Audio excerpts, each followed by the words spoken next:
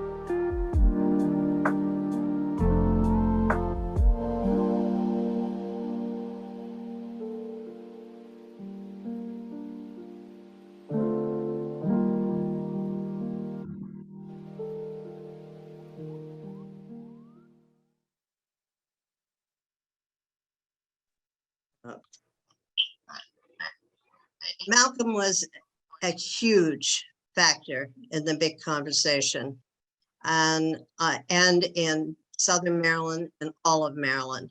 And we wanted to take that moment to recognize him and all that he has done for all of us. Now to begin our 9th annual Big Conversation, an opportunity for civil discourse on how national issues affect us locally. This is a place where people can share their stories, listen deeply to one another, and develop trust and understanding in one another. The ability to deliver this program virtually is due to our partners, the Calvert Library, and especially Robin Truslow, and our facilitators, the mediation centers of Calvert, Charles, St. Mary's, and the greater Maryland area. We thank you all for your help. The topic for today comes from you, the participants. This is our 5th Big Conversation addressing racial issues. Today, we will examine trauma, racial trauma. When we began researching trauma almost a year ago, we realized that because of the pandemic, most of us have experienced some degree of trauma. For some, it was fleeting, but for others who have experienced racial trauma daily and for generations. And others of us do not realize that we are traumatized. Some people have referred to trauma as another crisis for this country. What are the reasons behind trauma? We need to name them. We need to understand them. We need to rectify them. How does trauma influence our bodies, our minds, our culture, our souls? Laypersons and community leaders, we all have a part to play. Understanding the impact of trauma and making changes begins by listening deeply to each other, to our stories, and looking into ourselves, examining our systems, and finding answers. Hopefully you all received your digital program. There is a lot of information packed into that.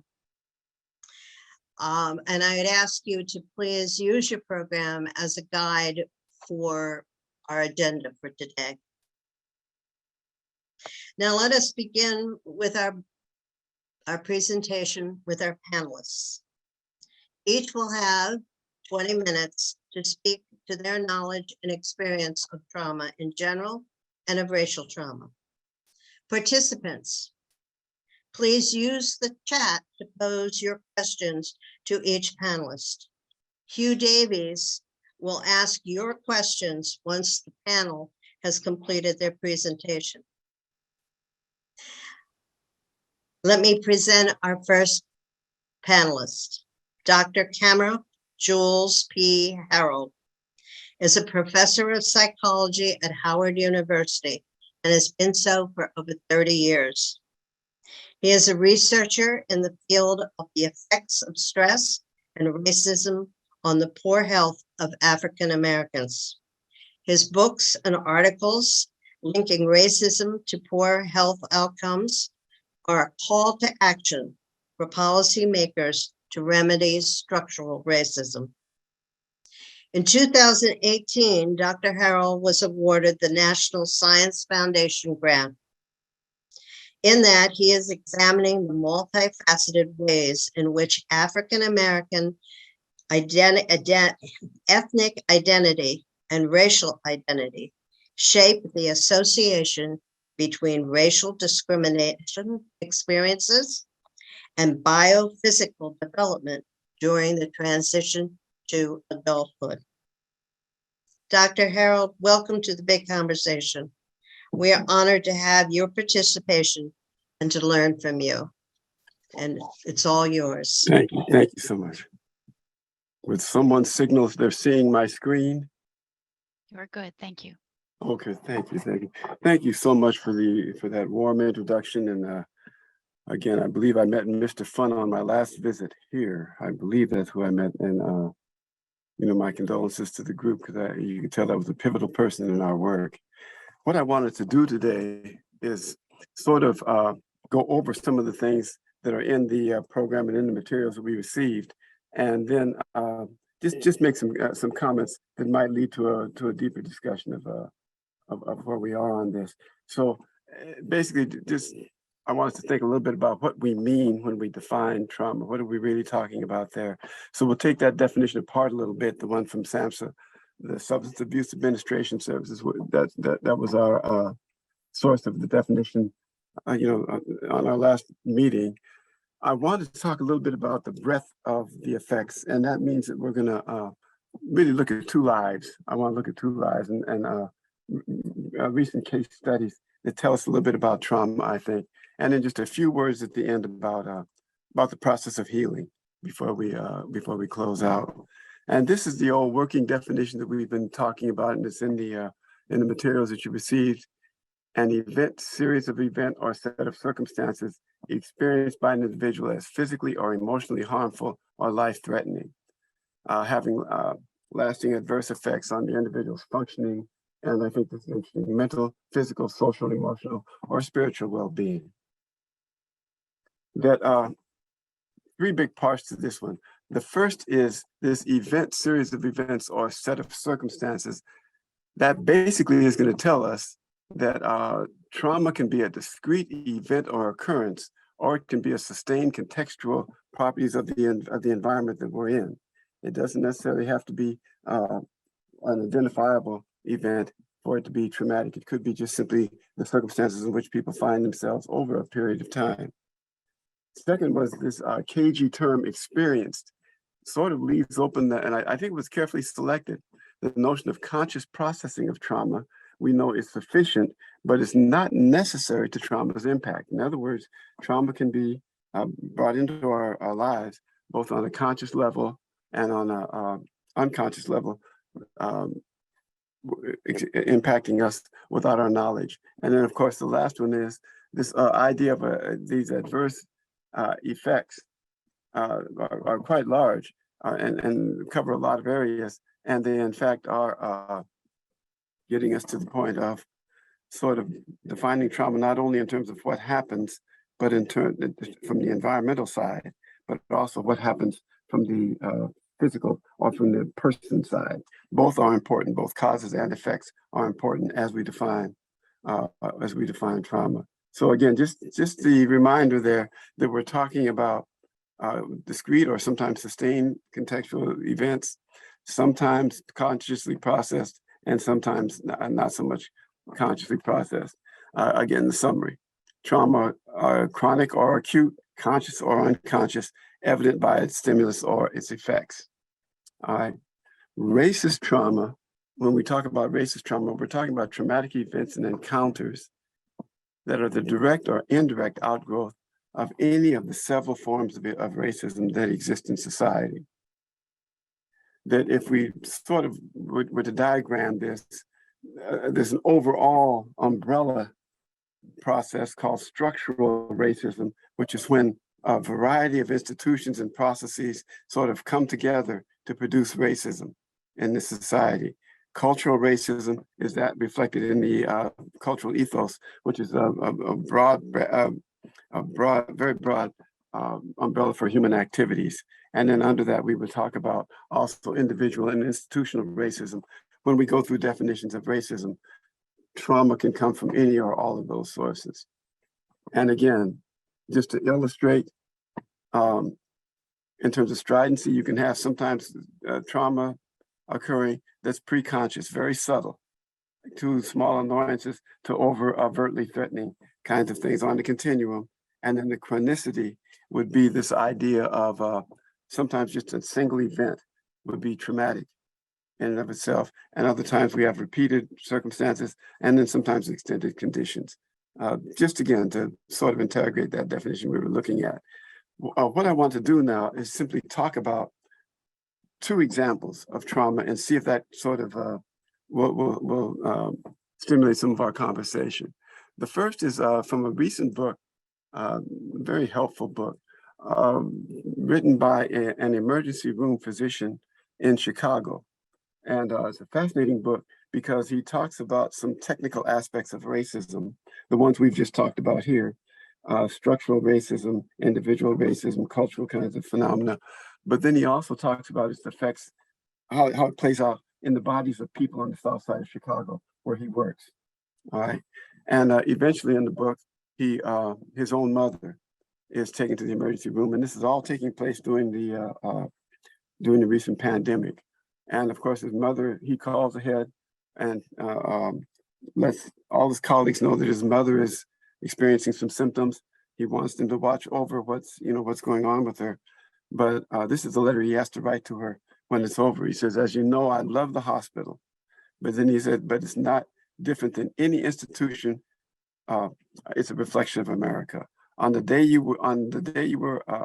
the day she was seen, you were simply a Black woman on the South Side, treated as so many women on the South Side are handled. The system worked exactly as designed, not because you didn't matter specifically, but because none of us matter enough." What I want us to think about here is the fact that this is an individual with a deep understanding of the dimensions and structures that comprise racism. All right.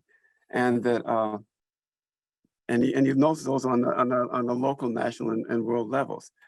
However, he was helpless to dampen or prevent the effects of racism and in the lives of those people that he holds dearest, including his own his own family.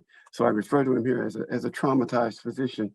Fascinating book to read as he goes through a very human kind of encounter with trauma from an individual who really understands the nature of the society and where it's coming from. The second case study I just wanted to mention before we close out is the recent book on Mr. George Floyd. Samuels and Lulu Bonipa are two Washington Post reporters that have just completed this study of the life of Mr. George Floyd. And a quote that's here, and it comes through in the book, and this is toward the very end of his life, in that fatal confrontation, where the police tell him to keep his hands on the steering wheel. And then the authors say that Mr. Floyd now began to employ the lessons he had learned from childhood about how to interact with the police. Yes, sir, he responded, rocking his body back and forth between the steering wheel and the seat. I'm sorry, so sorry. That in this particular instance, you have Mr. George Floyd, who has a deep understanding of how a large Black man should conduct themselves in this society. And he was always deferential to the police, always deferential when he would walk in a room, make sure that no one would feel threatened. So I say a thorough and intellectual and visceral understanding of the physical violence associated with interpersonal manifestations of racism. Mr. Floyd had that, all right, but he found that compliance and submission ultimately failed to halt the slow motion destruction of his body. All right, that when we think of trauma, I just want to insert this thing, just as a little reminder here, that we are talking about the impact on an individual, but wellness and wholeness is not simply the absence of disease. All right, mental and physical health involve both the unfolding and the actualization of our inherent processes and potentials. Trauma interrupts these as well as threatens our bodies. It also interrupts an unfolding process that is quite natural. Naeem Akbar and other humanists out here say that, look, the self is a reflection of life itself. It's organic and it tends toward growth. Movement toward self-knowledge and self-acceptance is natural. Trauma interrupts these. All right. So again, considering outcomes, the effects of trauma can be immediately lethal, very promptly lead to someone's death, or they could lead to sort of a slow motion lethality. And in other cases, trauma will simply alter the trajectory of one's life. The racist trauma can turn one's life path away from growth and enhancement of their own tendencies. All right. For example here, that we know that the old trauma of physical attack, the enslavement, Jim Crow, vulgar racism, these ensured death and destruction of individuals, families, and social systems. The economic disruptions that we see later on, these have resulted in disparities that we call wealth disparities or economic disparities. And these are also a source of trauma in people's lives. Again, just to recognize that the wealth disparities persist to this particular day. All right. What's interesting, though, I think in the recent book on George Floyd is that, in fact, his ancestor, who was that bridge between enslavement and emancipation, Mr. Hillary Thomas Stewart, had been enslaved in North Carolina, but after enslavement, he was able to acquire hundreds of acres of land, as one of the largest landowners, Black landowners in the state. All right, as Black people began to close that gap during the Reconstruction period. All right, the authors tell us that through a series of complex transactions, some of these individual racism, other structural racism, all of them traumatic, Mr. Stewart and his family lost their holdings, their land holdings. And as they say, leaving nothing to his children, including Mr. George Floyd, who comes later on, nothing to those offspring, those people who come after him, but a cautionary tale of his life as a former slave who had once known wealth, but died a pauper. All right. And then, of course, the last thing is that trauma can, in fact, be of a psychological origin. And this is when we have the attacks on cultural memory, cultural racism, the loss of socializing, affirming socializing practices through this. And all of these are traumatic because they disrupt psychological growth and development. All right. As Ta-Nehisi tells us, memory is so important. It is the chariot. Memory is the way. Memory is the bridge from the curse of slavery to the boon of freedom. He puts that statement in Harriet Tubman's voice in his novel, The Water Dancer. All right, just a quick word on treatment. Dr. Frantz Fanon will remind us that there's a complex process going on when we talk about the impact of racism, trauma, and oppression. He said that there's an inferiority complex if it exists. It's the outcome of a double process. He says it's primarily economic, but subsequently there's an internalization. But the warning is that we must wage war on both levels.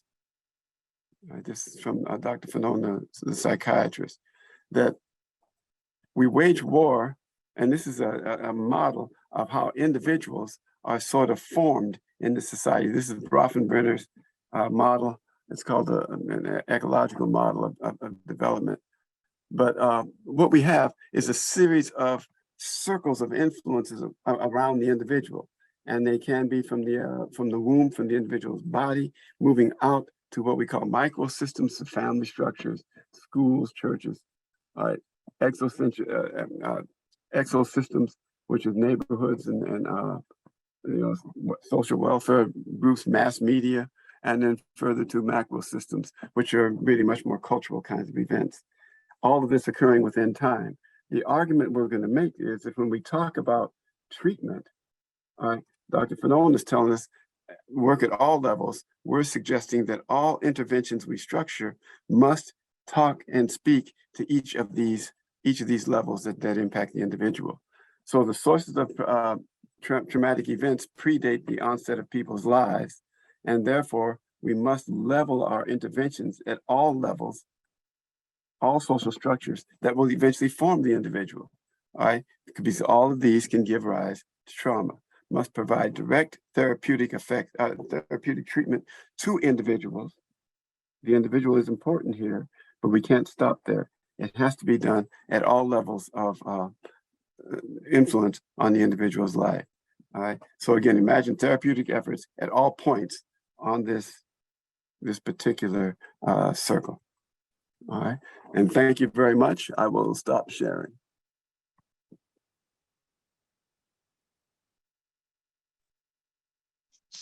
Thank you, Dr. Harrell. That was very interesting. A lot of information for us to think about.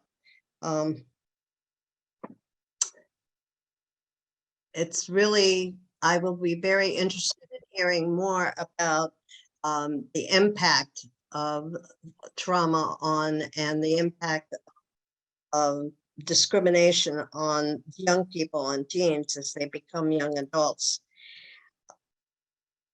Let us move now to Dr. Kevin Washington. Dr. Washington, would you come on, please? Dr. Washington is an Afrikaan-centered psychologist. He is an associate professor and head of psychology and sociology at Grambling State University. He is featured in many national and international medias. As a Fulbright Hays Scholar, Kevin Mwata researched the impact of socializing institutions on the healing or reconstructing of post-apartheid South Africa. There he researched Ubuntu and how it can inform mental health services and delivery to people of African ancestry. Not only does he work on healing the psycho-spiritual wounds that are presented within people as a result of cultural and historic trauma, he continues to develop healing paradigms for persons of African ancestry who have been impacted by PEST, P-E-S-T, which stands for Persistent Enslavement Systemic Trauma. He is the founder of Ubuntu Psychotherapy and Black Love Coaching. He seeks to assist people to live life with power, purpose, and passion. And I might say he has quite a bit of passion himself. Welcome, Dr. Washington. I'm looking forward to you elaborating on Ubuntu and the importance of the Black African American culture in combating the effects of racial trauma. What can be done to identify the changes that need to be made in our systemic culture? And by the way, Dr. Washington, how is your family? Thanks for asking. We are all well. Thank you so much for this opportunity to share. It's always a privilege to be able to hear Dr. Harrell. I have admired his work for years, worked with him at Howard, but before then, admired his work in the Association of Black Psychologists. And we also want to honor the elder that made the transition, give credence to all of his endeavors to make this moment possible. Again, I know this has been a moment that we've been pulling for, making things happen for a number of months. And again, it is always an honor to be able to share the content that we hold dear and that we have indeed a great deal of passion around. So we will talk, and it's challenging to be able to have this conversation in a short span of time. So I'll do the best I can to make this make sense. But I want to ask the critical question, is that if we examine the phenomena of African enslavement that took over 400 years, what do we think has been and would have been the impact of enslavement on those that were enslaved? What do we think would have been the impact of generations of people who did the enslaving? How would they have been impacted? What are the current day effects that we can see in a particular community that suggest that there's some elements of trauma that exist? And the question that is being asked here is, what can be done about it? I want to first say that some people desire to have an anti-racist conversation, and I want to really talk more about being colorblind. And I want to say that it is imperative that we do not honor this idea of color blindness, that when I see you, I don't see color, because the question becomes, what did you see not to see what you saw? So it is critical that even in the context of trying to do the right thing, saying that when I see you, I don't see color is another act of trauma, because it disavows the essence of a person's being. I want to say then that the word trauma itself, as Dr. Harrell talked about the SAMHSA definition, which is very important, comes out of this notion of medicine, which talks about a particular organ that has been somehow penetrated or violated, and thus it has been traumatized. And so in this case, we're not talking about a physical organ of the body, we're talking about the physical essence of being, a psycho-spiritual essence of being, which is what has been impacted. And that is a psychological element of trauma. Racism is the purveyor of it, because it comes along with the white supremacist ideology that influences how things happen. And so when we talk about being anti-racist, we also are having this backwards movement process. The real issue becomes, what is it that we're honoring in a society that disavows a population from having some level of humanity? And some talk about that being white supremacy, some call it white terrorism. There are other connotations that we can engage in, but Dr. Harrell presented very eloquently the experience that George Floyd had, and that there was this honoring of a system that says one is always to be humble and have some level of humility around an oppressive force, yet that did not disavow him from being violated, as well as the medical doctor that had an encounter that again could not disavow him from having the experiences of trauma and white terrorism that influences how his body and his psychological well-being and those for generations have been impacted. I even want to pause it for a moment, Dr. Harrell. I think this is powerful to note this research that was done by Diaz and Resler with the mice, and it suggested that these mice would have a whiff of a particular fragrance, I think it was an orange blossom, and that they would be shocked, electrically shocked, as they smelt this particular a fragrance, and they began to associate this fragrance with the discomfort of the shock. And what was found in this epigenetic research was that the offspring, the pups, though they had never been shocked, when they received received the smell of the orange blossom, their bodies had a visceral response as if they had been shocked. And their offsprings would also have the similar experience, though they had never been shocked, that when they would have that smell, that their bodies would react or respond, which means that there's some element of trauma that can be passed down generationally. That is a conversation that is had among the epigeneticists. So we have to look then is that the idea of race. I want to note here that race construct, philosophical at some level, was passed around in the religious circles among various priests and monks, is driven by a worldview, and it informs human conduct, and it then drives social action. Ironman says that when we talk about trauma, we must look at it at the cultural level, and then physical trauma is one thing, but the cultural level deals with this issue of a dramatic loss of identity and meaning, a tear in the social fabric affecting the group of people that has achieved some degree of cohesion. So when we talk about the idea of cultural trauma, we're saying that a group encounters this phenomena, and that is a part of the identity of a population, is this notion of the perpetual trauma that they have encountered in the space, we would say in this case, in America, this idea of being perpetually traumatized because of one's Africanity. The effects of trauma is that Cruz says that it is not necessarily the event, but is the remembrance of the event that causes this latency effect and causes some element of traumatic experiencing of the phenomena. So we talk about the issue of being traumatized. Population can be re-traumatized, that you can have several events of trauma at one time, that you can have the event of having personal trauma within your life. George Floyd can be an element of re-traumatization of your own personal dehumanization as a result of being a part of a cultural group of being disavowed. Some of the research that Dr. Harrell has done over the years really speaks to this about how one can go into a movie theater and see something that to some may be innocuous, but based on their legacy. Some of the images can evoke certain elements of high blood pressure, so on. So the issue is this idea of trauma being generational, being a part of the genetic fabric of an individual, and also it is a part of a psychological knowing of who I am. So trauma is mental, emotional, and it is physical.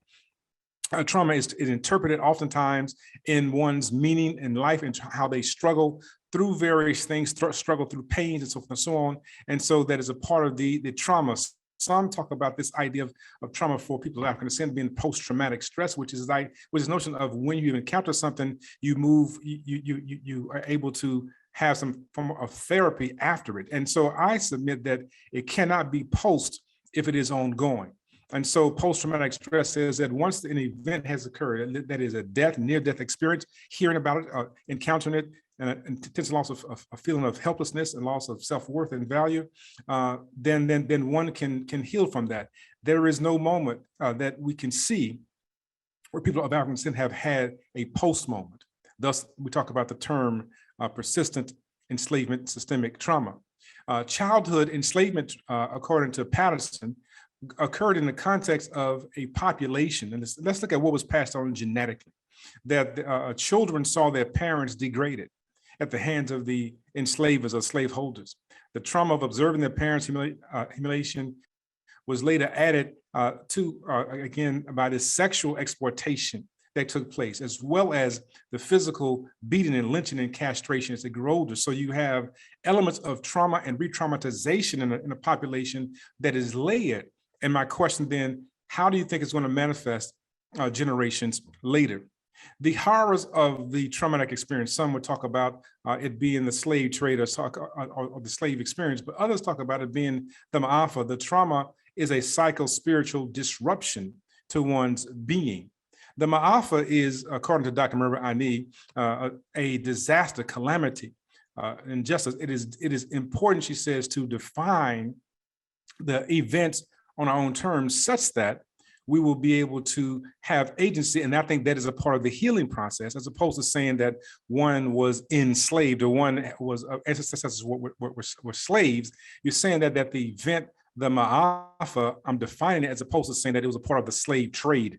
When you talk about a slave trade, you're talking about an equal swap between two parties, and that there's some kind of benefit, or a three-way trade. So there's a benefit that takes place for everybody involved. The question is, how have the Africans or others benefited from the enslavement experience, right? And so there is no real benefit there. So the question is that, how do you diagnose this? Right, or generations of trauma. What behaviors and physical health markers do you expect to see? How people will relate to themselves and relate to others is critical. What behaviors and beliefs will be passed on from generation to generation? How can one actually heal protracted group trauma? What role will denial play? That is, I deny the fact that it has happened. It is part of surviving a traumatic experience, is to deny that it has taken place, or somehow to push it out of your memory to be able to move on. Is healing possible if denial is present? And who should do the healing work? Some talk about these various terms of post-traumatic slavery disorder, post-slavery stress disorder, post-traumatic slave syndrome, and anti-alien self disorder by Dr. Naeem Magbar, who was mentioned earlier. W.B. Du Bois talks about this when he talks about double consciousness, this idea of a two-ness that takes place, that happens, and that people are trying to war to figure out, who am I? That is a psychic trauma of identity, and that's part of the work that we talk about doing. This is a generational process. That it is transgenerational. It moves on from one population to the next, and it is often untreated. Dr. Joy Grulieri calls it post-traumatic slave syndrome. That is the idea of having been injured, the trauma by larger societies and its policies and its residual effects. In South Africa, they call it continuous traumatic stress, where is this idea of a population being traumatized by the events of political violence and state violence, as well as personal violence upon themselves in their community. The events of trauma that have been highlighted already by Dr. Harrell are as follows. The idea the media projects Black inferiority, which then informs identity for population. We want to highlight, of course, educational systems project European superiority. That's why certain textbooks present certain things the way they do. And there was a big conversation recently around what should appear in textbooks in Texas and other places. And Texas and California are the largest states for textbooks suppliers. And so it's always a concern about what is the content in there. And we don't understand the Daughters of Revolution that actually inform what should appear in textbooks for children around enslavement experience. And so anytime you have this conversation where a population's legacy is being erased or sanitized, that is another form of trauma. And we also hear the same conversation occurring around the idea of the intersectionality conversation, removing certain content that may talk about race and racism, racial profiling, excessive involvement in the penal system, and so forth. These things are critical. And Dr. Harrell mentioned, of course, the Jim Crow laws. Before that, the Black Codes of 1865, and it was the same conversation over and over again of being traumatized, sundown laws, red line, gentrification. These are all elements of trauma that a population experienced outside of this traumatic physical incursion of individuals coming together, again, a cultural phenomenon of a population coming together to violate another person. So there's always this idea of a population that is coming out to get someone. And it does not matter what you look like. The issue is there's this cultural phenomenon that happens. That's why some call it white terrorism. I suggest that it is persistent enslavement, systemic trauma, psychological devastation, spiritual disruption, emotional destabilization, economic disinheritance, and political disenfranchisement.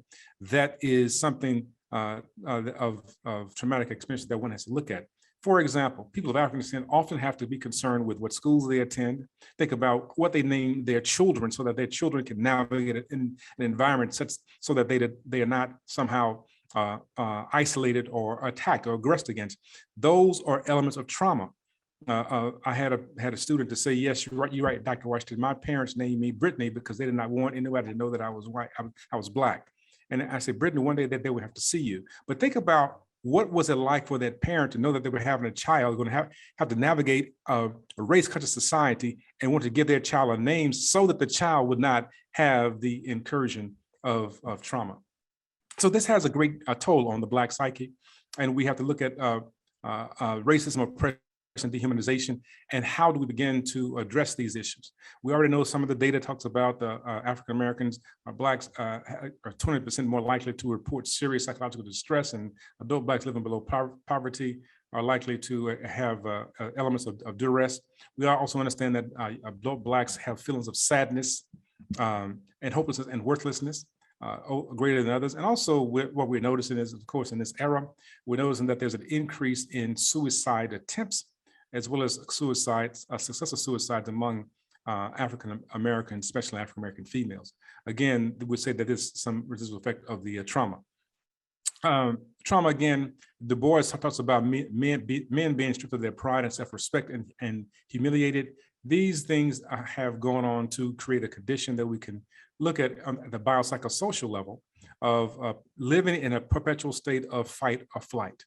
And we understand that over a period of time, this can cause some very significant challenges within the body, increased cortisol level, this is sugar craving, high allostatic load, and so forth and so on, high blood pressure. So what we can submit here to is this understanding that much of the health issues that we find within the population of African descent in this country can be linked to the effects of trauma, of racism, and other forms of terror, of trauma.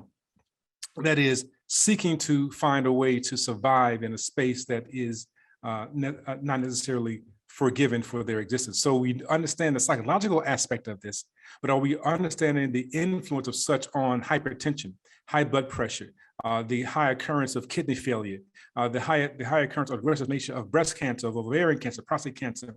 So all these things are associated with it, obesity and so forth and so on, can be associated with this notion of trauma and trying to survive in a space. For example, we understand the allostatic load and trauma and how people try to exist, and the cortisol that is increased in the process, and high blood pressure and poor glucose regulations and sugar cravings, which can contribute to health issues. And so now we talk about this conversation around COVID-19 and a population being vulnerable, in part vulnerable not only because of their ethnicity, but because of their situation of living under constant duress, that when something comes in, such as a virus, the body is already vulnerable to it because of existing in a space where they're at a constant state of fight and or flight. So I just wanted to move through this. I kind of want to touch on those things. I want to hear what Tara said about trauma. And she said that there's type 1 and type 2, and type 2 is when a person experiences recurring trauma. What is it like? And we want to suggest that when we talk about the recurring trauma, we can see that it can cause some significant challenges within the body and within a society. So it changes how I think about myself. It changes how I interact with others. It influences how I engage with people like myself and people unlike myself. You have to be critical in understanding that this process of dealing with trauma can create some conditions of physical and psychological duress that all have to be addressed. And so we talk about addressing this in the context of understanding an African-centered normative structure. That is, how does a group that's been violated see themselves? What is their worldview? The idea of spirit and family and group and interdependence. And what is the influence of enslavement? The idea of lack of identity, of being oppressed, and the European notion of materialism, and how does that influence things? Well, we talk about that, and then we talk about this idea of African transgenerational trauma counseling. How do we counsel through those things? And then we have this idea of enlightenment or alignment and Ubuntu. I want to suggest then that an African paradigm values the collective, looks at the communal spirit as primary, and the healing of the spirit is essential.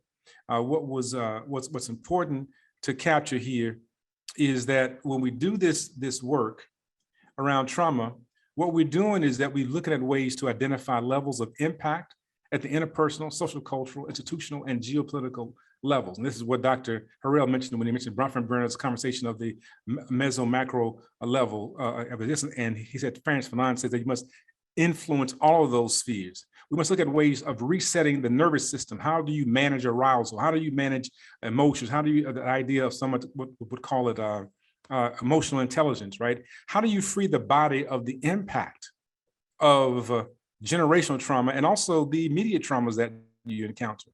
What is the idea of mastering staying present? Too often, people who have been traumatized find escape routes. And so there's a desire not to stay present. So our work talks about how do you talk about staying present? How do you monitor trauma symptoms?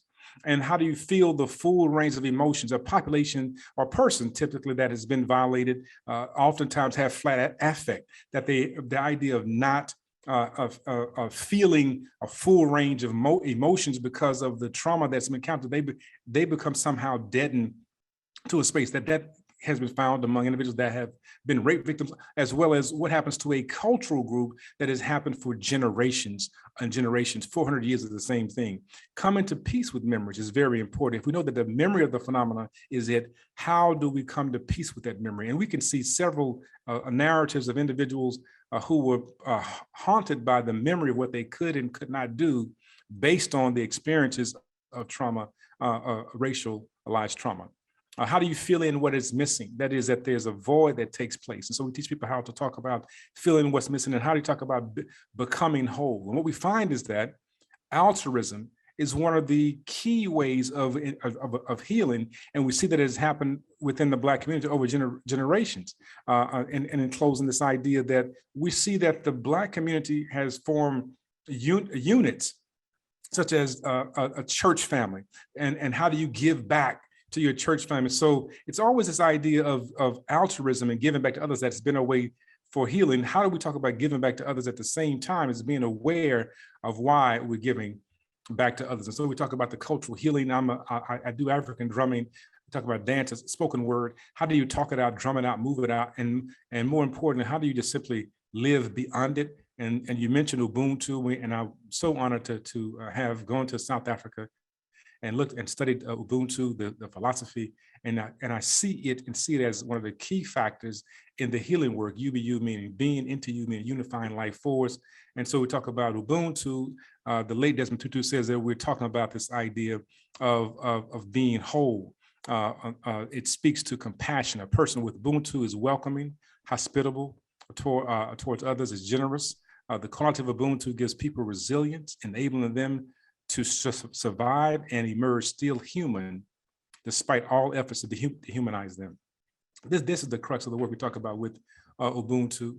In closing, the proverb from the Xhosa and the Zulu, they say Umuntu, Gumuntu, Gabanya, Abantu, which says an individual's humanity, identity is expressed in relationships with others.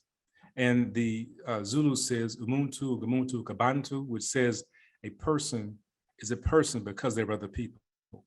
The story goes that this person was coming in to give to children some treats in this African community, and they didn't have enough treats for everyone.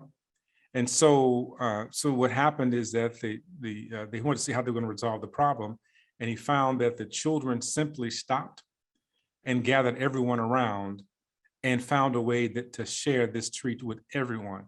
And the question by the scientists European scientists was why do they do this? He said, because if I have something, we all have to have something. That's a profound element of humanity. What I will say then, when we talk about doing this healing work beyond trauma, it is this notion of the groupness, the idea of the meso and the macro level of healing that takes place, that says that we are all better when I'm better, and when I'm better, we're all better. Thank you all for allowing us to have this conversation.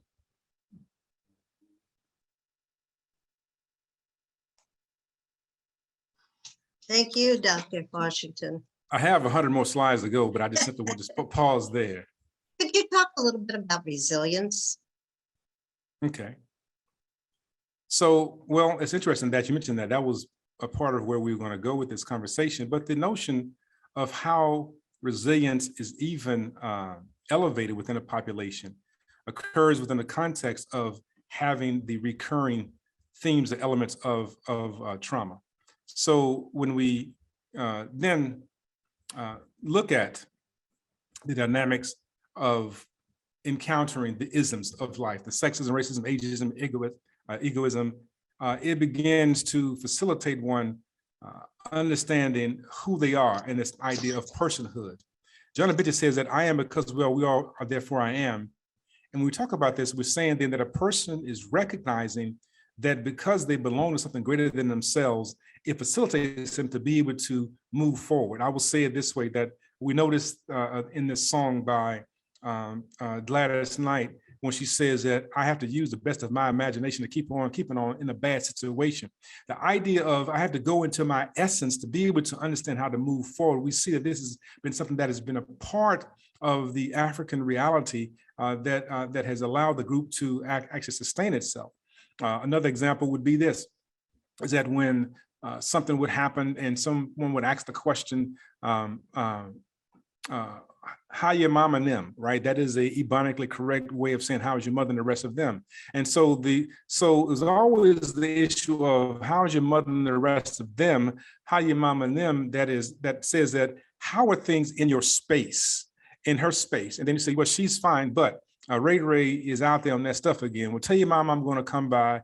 I'm gonna pray for her. And then when a person comes by that brings greens, you say, what is the idea of bringing greens by got to do with Ray out on strung out on drugs somewhere? But the issue is that Ray belongs to the community, but the person, as they're preparing these greens or whatever they're preparing, they're praying over those things. That is an incantation. That is saying that based on this idea of altruism, I know that my life is out of order. Her life is out of order right now. I'm going to give the essence that I have, my SOLU, that makes this now soul food. That's the idea of resilience as well. I'm going to give of myself to the person. And as a result, I'm going to be able to facilitate the healing. And before the person would leave the house, there's going to be a circle, a prayer again to say that we are together. How does it then impact resilience? It says that you're not in this alone, right? You're not here alone. I think that is one of the major challenges that we're finding among our youth today, is because they're stuck here on the devices. And I watch them all day in class, and they're more isolated than the idea of understanding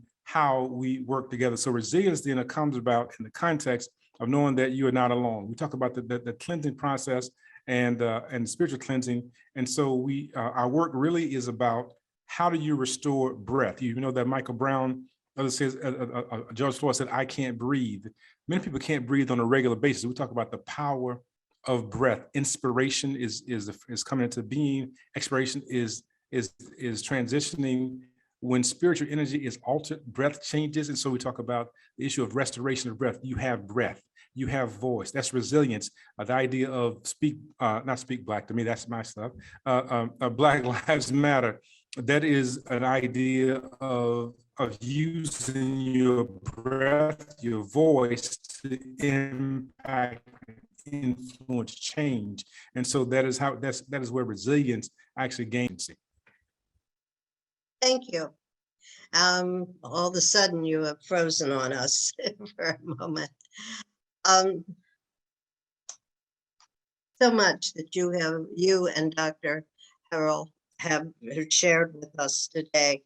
I'm reminded of a quote that James Carbano wrote when he said, the initial trauma of a young child may go underground, but it will return to haunt us. And if we don't understand that each of us is a person because of others, we can't move on with this, but we also need to understand that in order to rectify what has happened before us. As we go into this, I also learned a new word from you, Mahafa. Every time I meet you, I learn something new. So thank you very much. Thank you. At this point, I'd like Nancy Briggs and John Gaskin, Alonzo Gaskin, to please come on the screen. And will Dr. Washington and Dr. Harrell come on the screen and unmute yourselves. And they're going to, Nancy and John are going to ask you some follow-up questions. Thank you. Okay, can everybody hear me? Yes. Okay, good. My first question is, how do white people unknowingly contribute to this persistent trauma for people of color? And what can we as white people do to improve daily experiences of trauma for people of color? Either one of you. My first statement on that before we let a real clinician talk about it, because Dr. Washington can speak to these things. But one is there's sort of a status quo mentality that we've really got to fight against, and we're in a life and death struggle on that right now.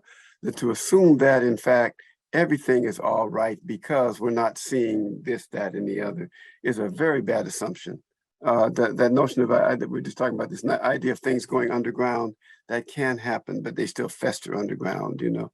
So I think that the first thing we have to deal with is this whole idea that status quo mentality has to be dismissed out of hand, and we have to be willing to you know, to wrestle with the legacy of 400 years more and more of this type of thing. Dr. Washington. Yeah, that is on point. I think the idea of acceptance as a panacea for eradication of enslavement or the trauma therein is a very dangerous thing, that we tolerate one another. Tolerance does not resolve the issue. The issue is what is the issue, and the issue has been levels of trauma meted out against a population that is grounded in ideology. So the work occurs among populations to be able to challenge the ideology that is perpetuated through literature, through textbooks, through the media. These things are critical. My daughter, my youngest daughter, when she was about 7, 8 years old, asked me the question, Daddy, how would white girls feel if the only dolls they saw on television were Black? Right? That's a critical question that she was asking, and a question then speaks to how she was recognizing the subtle effects of white supremacist ideology. So we have to recognize that these things occur, and not to assume that because whites jump in and say, hey, I'm going to come in and save you. Sometimes it's not about saving others. It's about stopping and saying, what are we doing as a group? And how can us as a group then modify what we do that influences everybody else around us, right? And James Brown said it best. He said that I don't need you to open the door, just get out the way and let me open myself. Sometimes it's by getting out the way so that we can do the work among ourselves. And I think sometimes people jump in and block that healing work. So I'll stop there. Pause there. Thank you. Alonso? Yes. Gentlemen, you just touched on your daughter and the white doll. What is it that we can do, or is there a listing of things that we can develop to help mitigate the effects of trauma on our children? Dr. Harrell, I'm out the way, Dr. Harrell, that's you. Well, okay, well, you know, you're speaking to fathers here now, and we've seen this thing. I know that's probably the most serious question that I always tell my students, that they'll wrestle with nothing, you know, more stringently than they'll wrestle with the proper education and you know, the socialization of their children. That's just something that really bothers you. I think the first thing to recognize is the prevailing winds are against their growth and development. I'm talking about the prevailing winds, the things that are just sort of out there automatically in society. You know, who is, you know, you just think in terms of media images and the flood of media, even with all the correction factors people are trying to get, they're out there. So if you recognize that those are the prevailing winds, then you'll realize the intervention has to occur prenatally.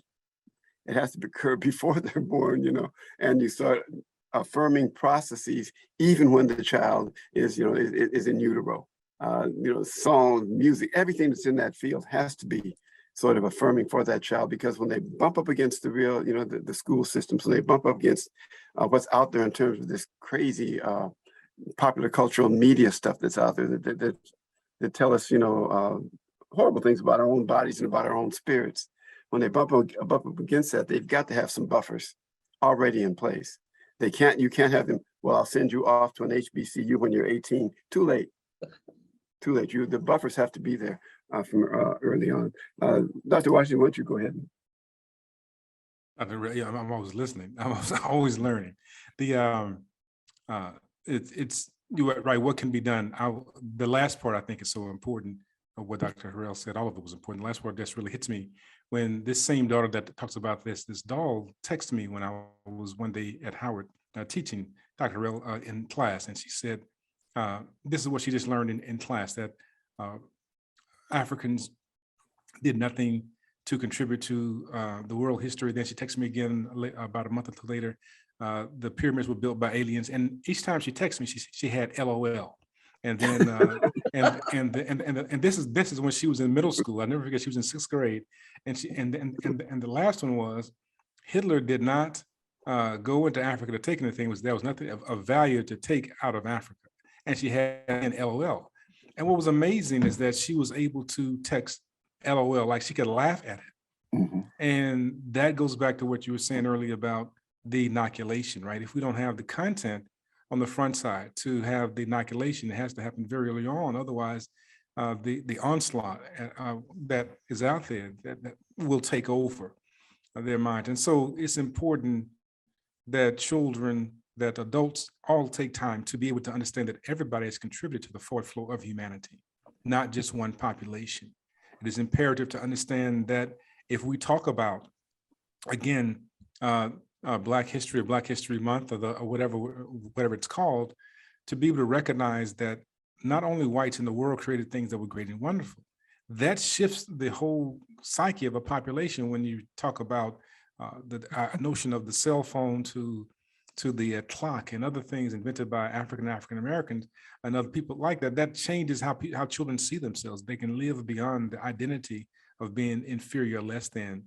And so that is critical, but also it forces whites to do the same. For example, when there was going to be a celebration of Dr. King's holiday, there were several states in the Union, Virginia, Texas, others, changed the date, the celebration to not being Dr. King holiday, but they changed it to either the Confederacy Day or Robert E. Lee Day.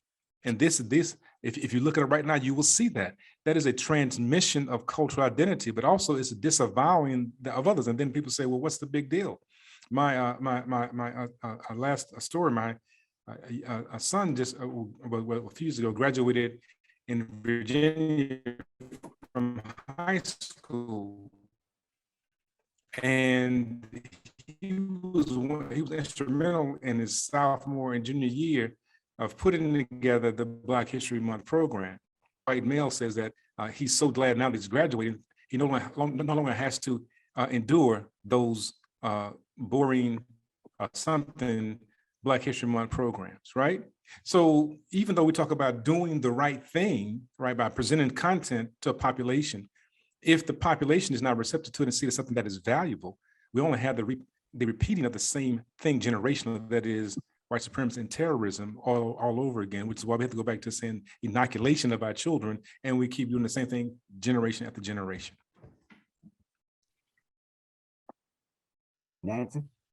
Yeah, okay. A lot of stuff here, a lot of material.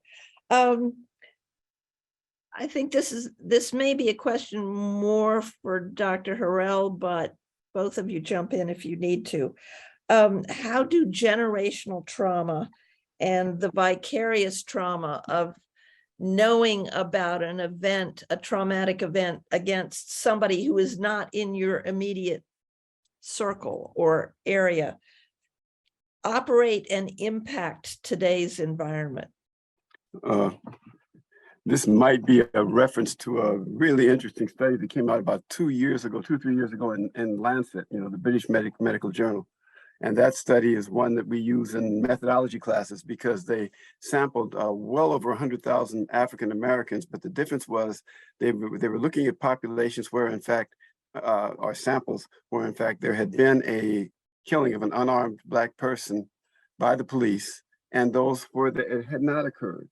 And people periods, and they can sort of control for a lot of other variables in this massive study. And of course, what they found is that, in fact, there's a mental health effect of simply living where there was, in fact, the killing of an unarmed, African American. in these cities, and it shows up in the days that they were actually taking off of work for mental health days in this thing. And so what we're suggesting, this vicarious notion that it doesn't necessarily, and even with the spread of information across the world, but when it happens in your community, when it happens around you, and you are sort of processing it, you may not even discuss it at work, or you may not discuss it at home, but you're still processing it. And so I think what we've got to look at in something like that is that these things enter the same way that TV ads enter us. You know, before you know it, we want a Coke. You know, before you know it, we want these things come at us. You know, and they really do impact us. Oftentimes out of awareness. I think that's something and so you say, okay, if that's the case, then will you try to bring these things to awareness? You say, oh, there it is again. Here it is again. And you sort of try to make those things that are being processed unconsciously much more conscious, and then wrestle with them. You know, and this is, again, Dr. Washington's extremely important point. This is a collective process. You don't do this yourself. You do this in a collective group, so that in fact you can sort of hear and see the perceptions of others, and that's part of the healing, I think. Mhm. That would seem to be the basis of crisis intervention therapy. Yes. For instance, I'm an emergency physician for pre-hospital people and emergency physicians who have been involved in it. That's the idea, is that you attack it, you try to process it as a group, not individually. I think so. Yeah. Thank you. Dr. Washington, you have anything to add to that? And I don't, because I'll actually extend the conversation beyond our time. But I wanted to just say Dr. Harrell is actually spot on. And I noticed someone put in the chat that how many people knew even the potato chip was invented by a Black man. I wanted to. This speaks to the point about the trauma and the community, that and never discussing this. We talk about inventing the potato chip, but what happened is that the potato was cut in a certain way, and a white patron complained to a Black man about the potato chip being too thick.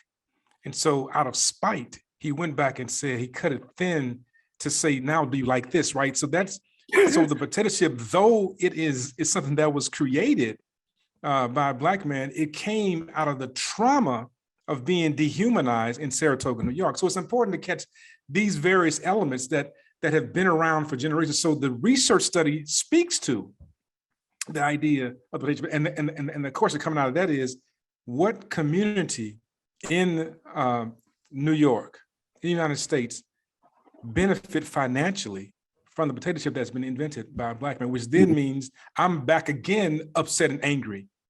Yes. Yeah, Black men invented it, and then yet we still are economically deprived, right? Which then goes into the discussion that was, again, crisis. That's why I mentioned earlier about re-traumatization. These are elements of re-traumatization over and over and over again. Alonzo, you're next. We have a little bit of time left. Okay. Gentlemen, as a community, we seem to be reticent to make the move to say our lives are of value. We always want to take the back seat. And it seems to me that trauma continues to increase as long as we take that back seat. Is there something we can do to move our community forward, to let them really see their value?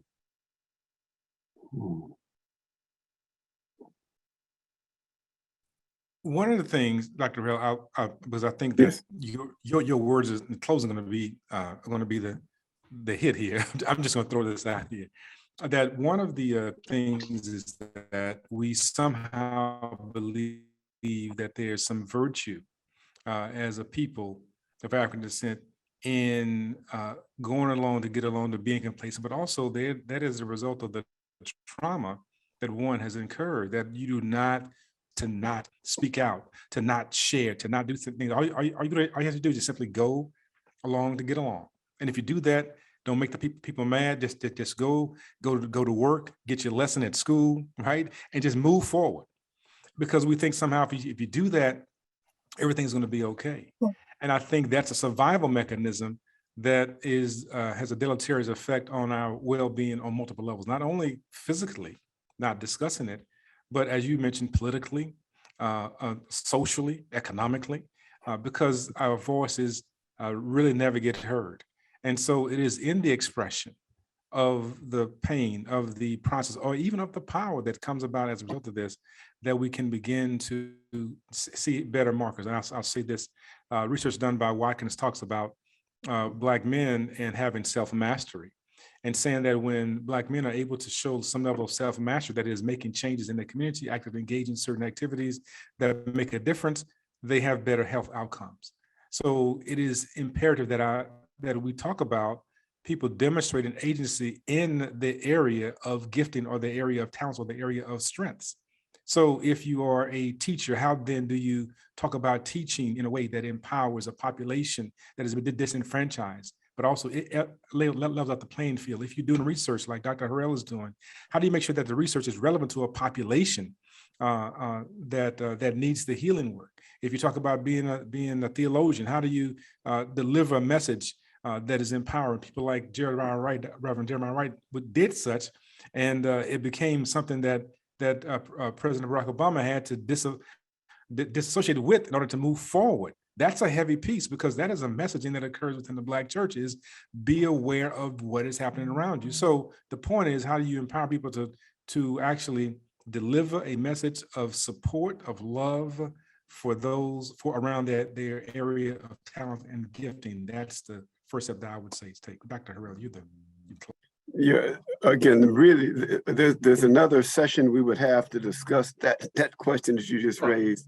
I think it starts off with the answer starts off with a certain confidence that from time immemorial, there's always been a tradition among the oppressed and among Black people and African people, wherever they were, there was a tradition of authentic resistance and authentic growth.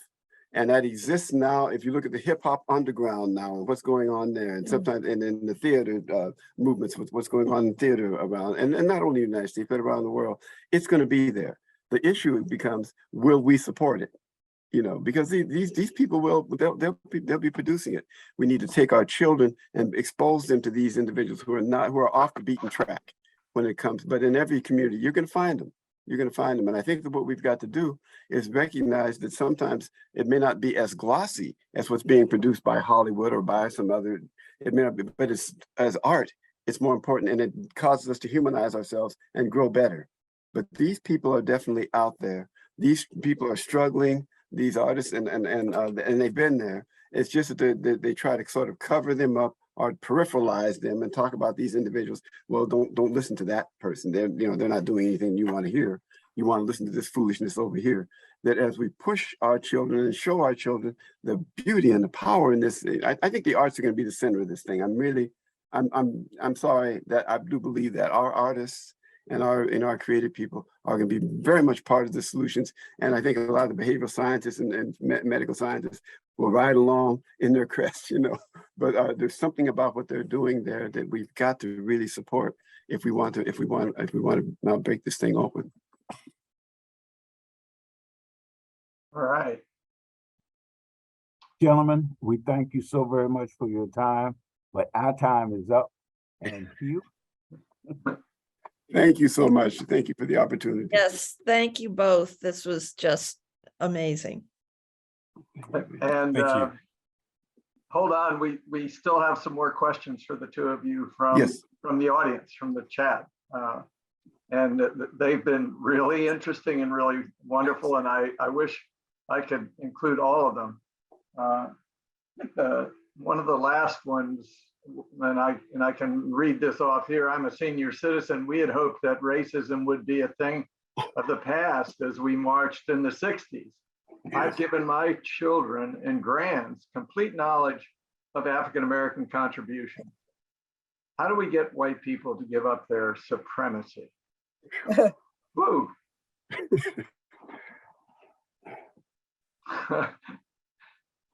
Maybe I should be answering that. No, but I was suffering. I'm going to tell you, when if you would have told me when I was an undergraduate student that we would be wrestling with some of the very basic kinds of questions that we're wrestling with now, you know, in terms of historical knowledge, knowledge about human beings, you know, some 60 years later. I would allow, I said, no, we'll have that, we'll clean that up. We've got to recognize that these things are structural. They're built into every structure within the society. It's within the education system. People make money off of it. So it's in the, and Dr. Francis Cress Welsing talked about all levels of the activities that people engage in. It's there. And I think that it was sort of like a kind of naivety we had that, okay, we can fix this and tinker with this over here and everything will be all right. This stuff is very deep seated. And I think that it's just a matter of people going ahead and saying, okay, this is the, you know, we're in for the long haul and we'll go down fighting. And at that point, you know, you're not looking for the quick fix or and by quick fix, I'm talking about a couple of generations. No, this is going to take some time. This is going to take some time. And added to that, what happens when that idea of white supremacy becomes a part of your identity? And so when you ask someone to give up their identity, right, the thing that they have to hold on to so dearly, you are asking them to actually change and reorder their entire perception of themselves and how they have set up their dreams and visions and aspirations around such, right? And so it is important to note that white supremacist ideology is a thing that we have been challenged to deal with, not simply the idea of going to the food counter to eat, not going through the front door. Those things are simply structural phenomena, but the deep-seated issue is the ideology. And that ideology guides and governs everything. And that's what Dr. Ani talks about. We talked about the utamawazo of a culture, the germ seed of a culture. And when you identify that thing, right, that idea that this is who we are, and we will die on the hill to protect that. So much so that on January 6th, we will go to the Capitol and we will tear it down because of the identity, the idea of we are superior, right? And so woven into that is this notion of we are perpetually inferior. So we have a population that believes itself to be second class. So why would I go to a Black school? Because it's not as good as a white school. Why would I go why would I do those things? So there's internalized oppression that comes about as a result of that. So we have to deal with multiple levels of reality. And that is, how do we begin to challenge the identity that we've all established around this false notion that there's one group superior to another. And that will, as Dr. Harrell said, that means that we're in for the long haul. That will take some time to unpack, but we start from one cell at a time. This conversation, the big conversation, is one cell at a time. It's not going to happen mass all of a sudden, because it didn't happen all of a sudden like that. We didn't get enslavement all of the time. It happened little by little. We deal with Zuraga and others who talked about this issue of the inferior African and how that took place. We find that it was small steps. It would take small steps to come out of this. And so the work that you all are doing, and that we're all doing, are small steps. It just takes time to get there. One of the initiatives that's going on across the country in different places and in different ways is the move to reparations. What's your take on reparations?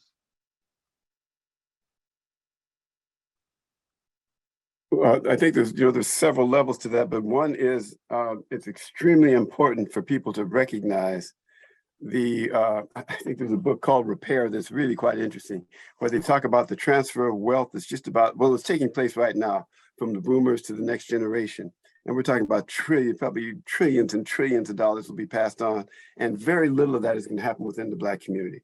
All right, this is all built up wealth over time that talks about this thing. And so what we want to recognize, if we had, the form is another question, but the damage, there's no question about that. There's no question about the injury and damage. And I think that's the beauty of and the pain of the article, of the book I was quoting from George Floyd. I read that thing, and the way that things were sort of, the way that things led to a knee being on his neck in Minneapolis.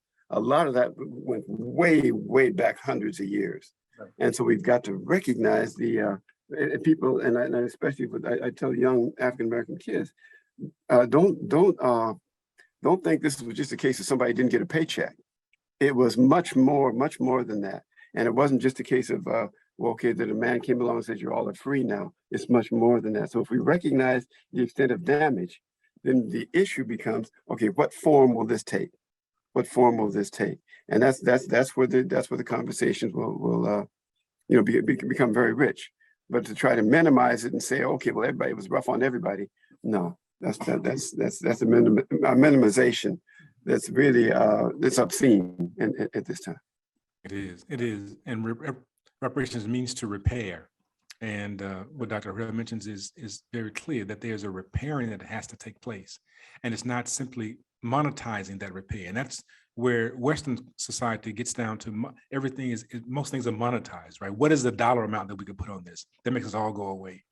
There's some pains that no dollar amount can settle for. And we have to recognize that the repair occurs on multiple levels. Not only does repair occur economically, the repair occurs psychologically, educationally, and otherwise, health-wise. That is a repair. For me, it has to be a global reparations phenomena.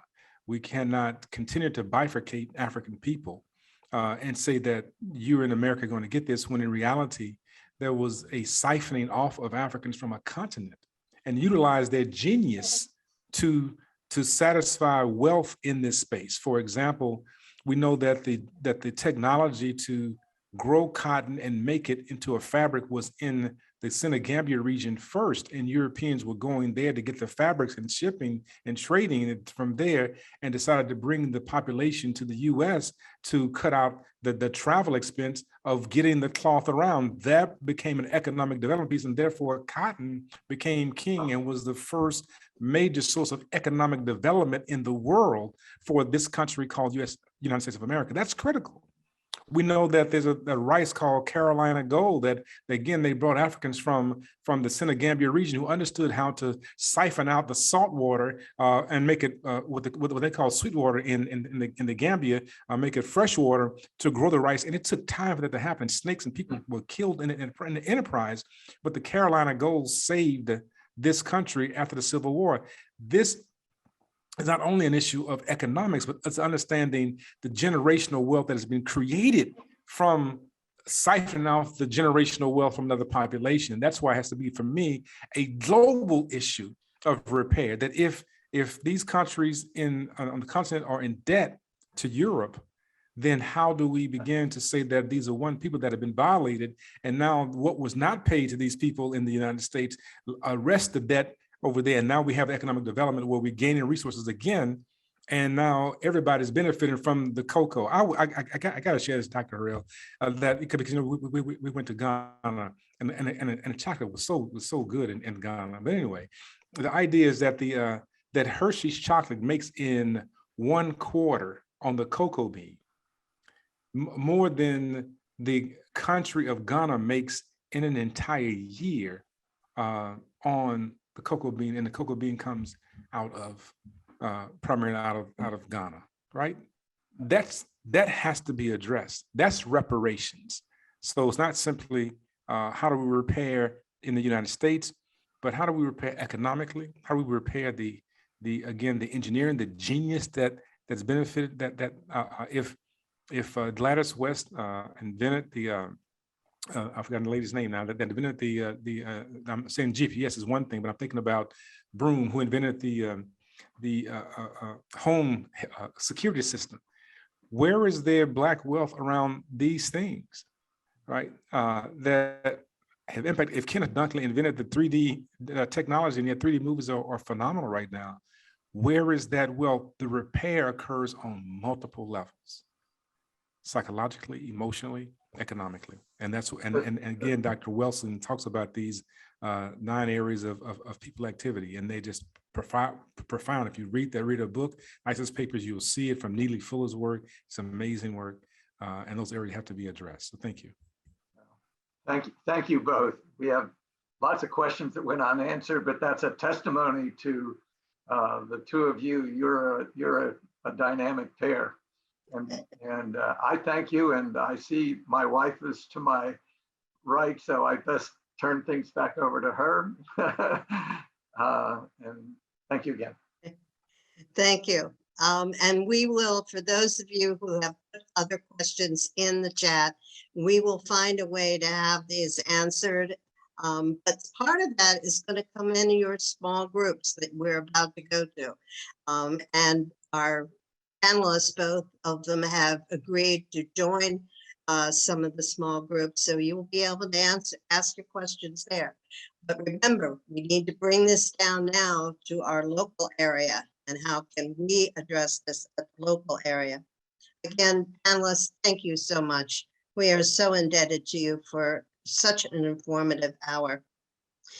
For the rest of us, I'm wondering how many of us were listening and thought to ourselves, I didn't know that.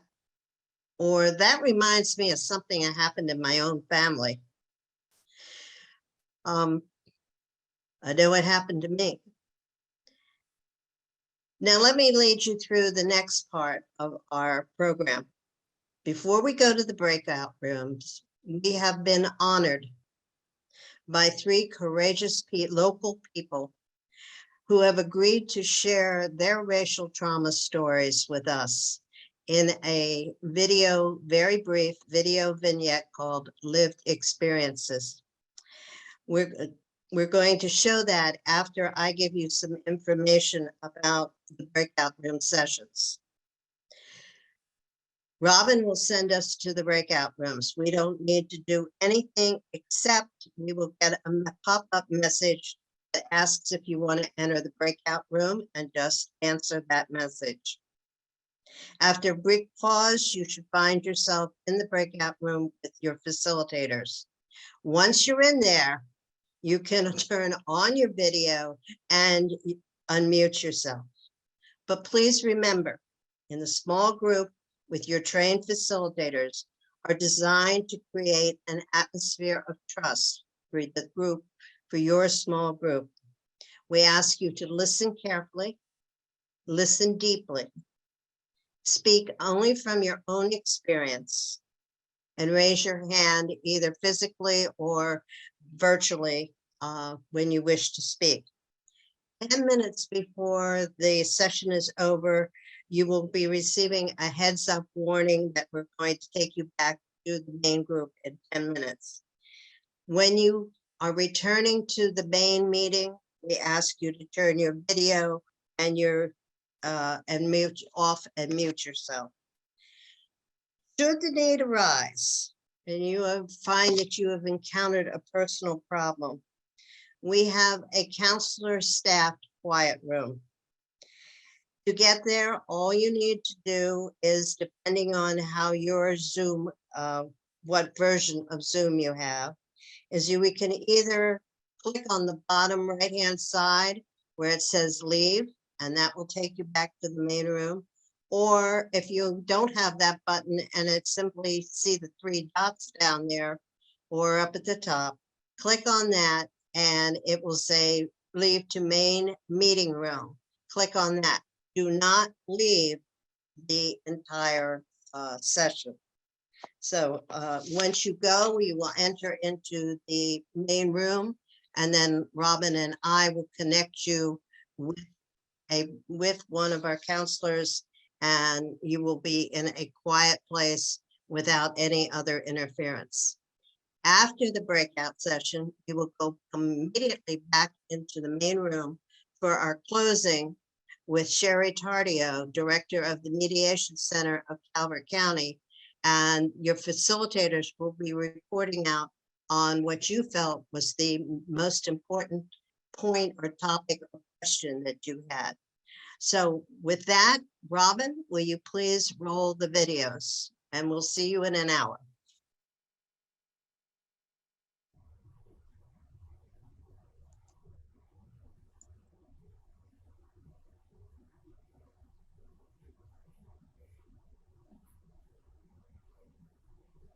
Hello, I'm Pastor Joan Jones. pastor of St. Edmund's United Methodist Church, and I'm also a native of Calvert County. Pastor Jones, please share with us an experience that you've had that made it difficult for you to trust white people. The most challenging experience that I had was during my high school years. It was the onset of school integration, and so many people weren't quite sure how it would unfold. So my experience occurred on the bus. As we boarded the bus in the morning, there were other students who had strategically placed themselves one in a seat. So when we got on, there weren't many seats left. And so we were not always invited to sit. So sometimes we had to push up or even step over persons just to get a seat. Or during this time, the bus driver was yelling at us to sit down so that he could move on. Needless to say, it did not make for a pleasant morning most mornings. Pastor Jones, what would you like the forum participants today to know about racial trauma? Racial trauma is something that once you experience it, it is very difficult and challenging to ever forget it. I remember as I went through various experiences, I had this feeling that I did not trust white folk, or I maybe was on the borderline of not liking them. But then I realized that there were some things that they didn't understand about me and I didn't understand about them. So a part of racial trauma is working through all of the hurt and coming to the point of there is forgiveness and there is healing when you begin to understand each other better. So racial trauma at the beginning was a negative, but you can turn it into a positive feeling.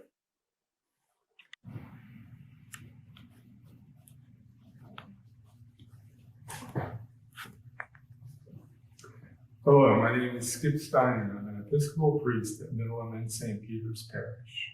Pastor Skip, could you share with us your thoughts about white privilege? Yes, I grew up in a segregated community, attended segregated public schools, including college. And it has taken me probably 68 years or more to come to understand that I had white privilege and how it benefited me. It is my hope that I will be able to keep learning about white privilege and be an example to others to understand the meaning of white privilege in their lives.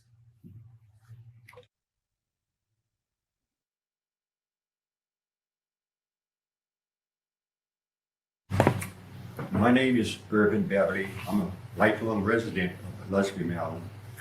Pastor Beverly, please tell us what you would like the forum participants to know about racial trauma. When I was 16, April 1953, my brother was driving, hit with a drunk driver. My brother was killed, my sister and two cousins. One was 2 and one was 1 year old. The ambulance came, picked up the man who had hit us, took him to the hospital in the ambulance because he couldn't take black people in the ambulance. When I was 16, I was in an accident on Easter Sunday of 1953. A drunk driver hit my brother. My brother died. My sister, 2 cousins died in the accident. The driver sued my deceased brother, and he won the case. And on our way home from court, my mother asked me to make her a promise that I would not hate the people who had just did this to us. And I promised Mama that I would not hate them, because she said hate was too heavy a burden for me to carry the rest of my life from 16 years old.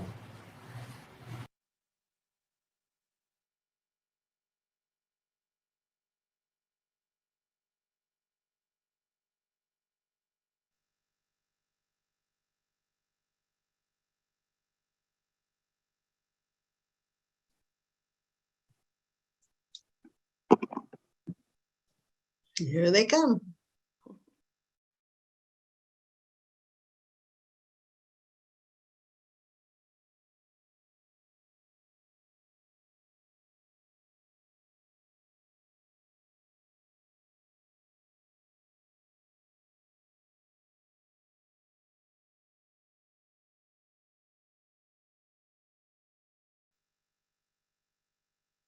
As you are returning to the room, if you'll mute and turn your videos off unless you are the reporting facilitator.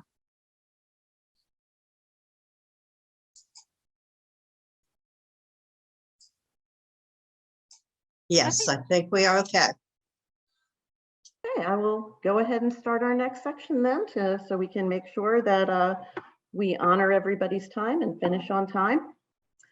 So welcome back, everybody, from your breakout groups. My name is Sherry Tardio. I'm the director of the Community Mediation Center of Calvert, and I'll be facilitating this next section of our program. So as you heard Robin say, one facilitator for each group should have their video on. Everybody else can turn their video off, and if you're not speaking, please mute yourself.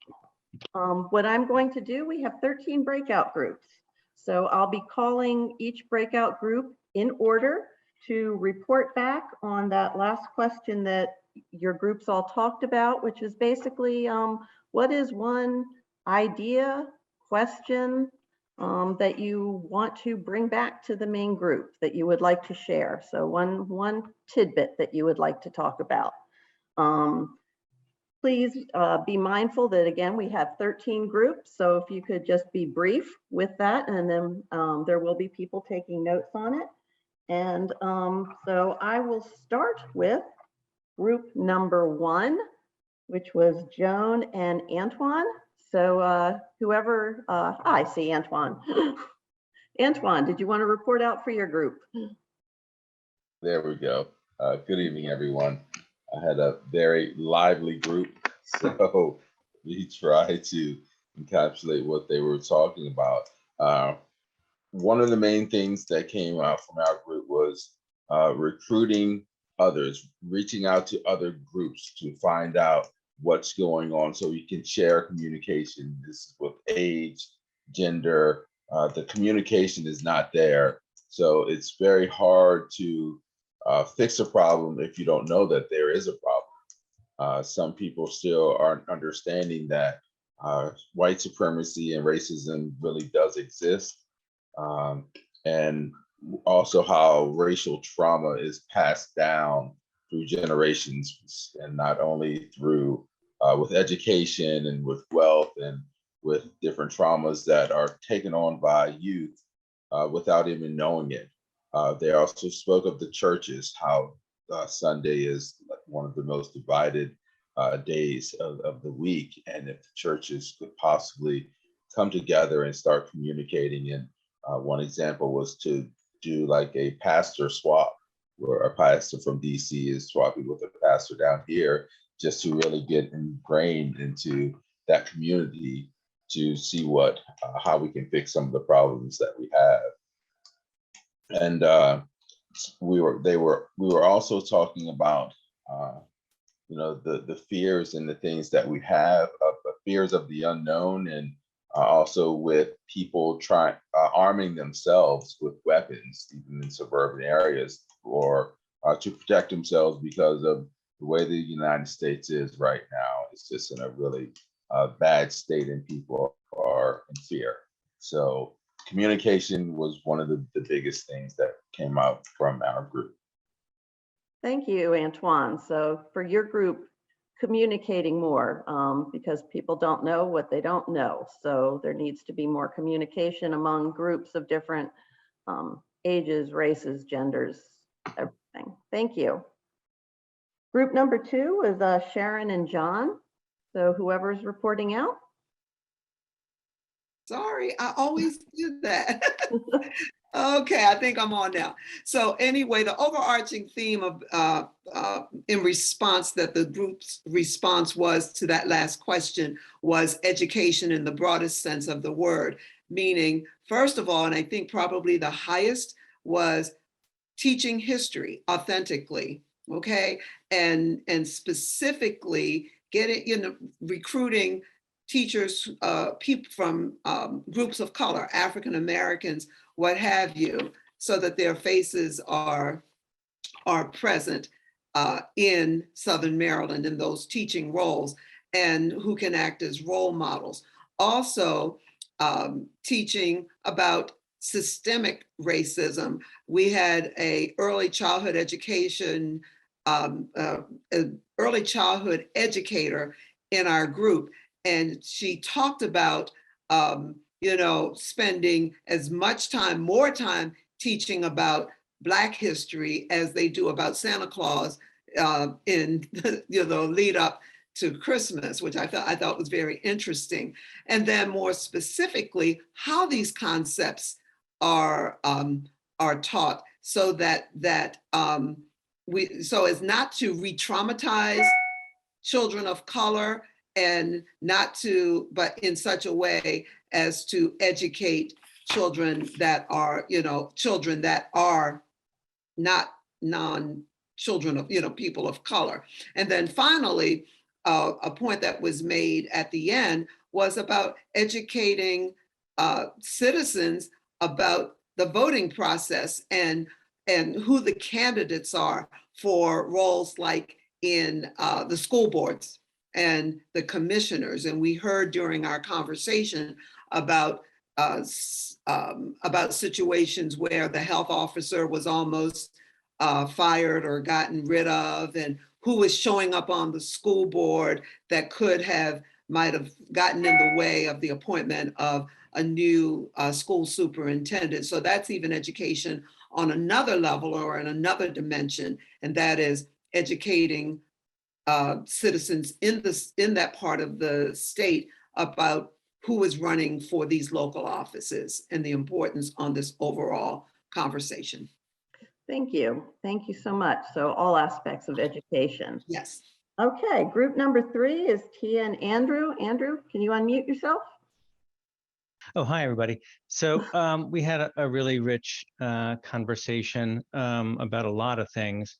And the two concepts, one is the idea and the other is kind of the questions that we're putting them into one, is the idea of acknowledging the trauma, the generational trauma that is there and continues to exist, where systems and even individuals are not acknowledging or saying that they're responsible, or naming it, if you will, and wanting us to get to a place where we stop othering, considering people as others. And it's, it came up in so many situations around police, dialogues with police, media, the education system, how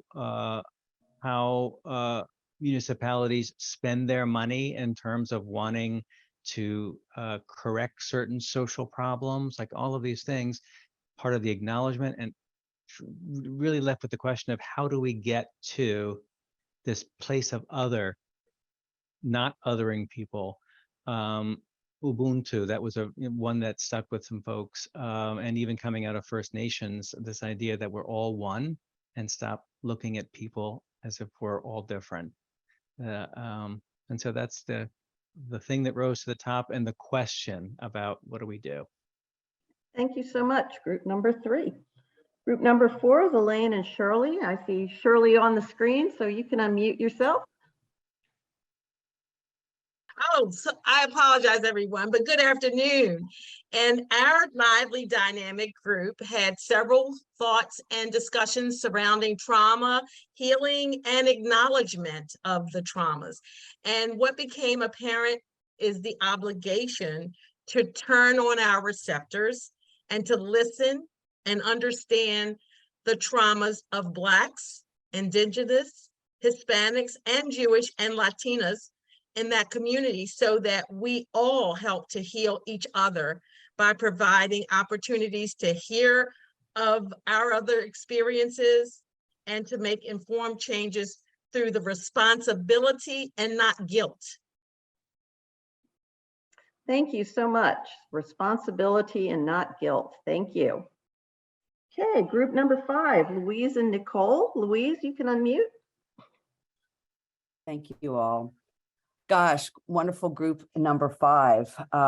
Dismantling racism and institutional racism and working towards trauma healing is a slow, lifelong process. That's the big takeaway, that we will slide up and down. It's not linear.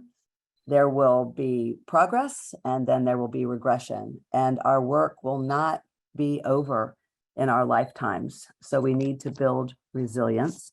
And we have a number of 12 quick ways to do that. Know that racism is deep in every institution. Know that microaggressions, if they continue, will create macro aggressions in society. To bring our own individual awareness so that we're not wearing blinders, and to acknowledge that those who speak up are courageous, to bring compassion to the work that we're doing, whatever it is, with whomever it is who's difficult or different from we.